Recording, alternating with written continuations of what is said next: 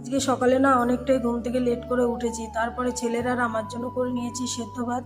তো দুজনে মিলে খেয়ে নিয়েছি, তারপর ছেলেকে এলো পড়াতে, তো পড়িয়ে যাওয়ার পরে তারপর আমি বিছানাপত্র পাল্টে নিচ্ছি, এরপরে দুপুরে রান্নার জোগাড় করতে হবে।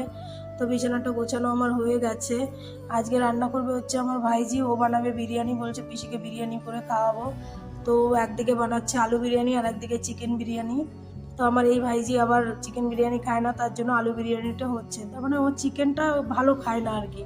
তো আমি ওর হাতে হাতে একটু হেল্প করে দিচ্ছিলাম, আমাকে কিছুই করতে দিচ্ছিল না। তো বললাম কিছুটা করে দিই, নাহলে তোর একার পক্ষে কষ্ট হয়ে যাবে। আজকে সত্যি খুব আনন্দ লাগছে, সবাই একসাথে। আমার আরও ভাইজিরা রয়েছে কলকাতায়, আর একটা তো ছোটো, ওইটা এসছে, ছোটো ভাইজি এসছে।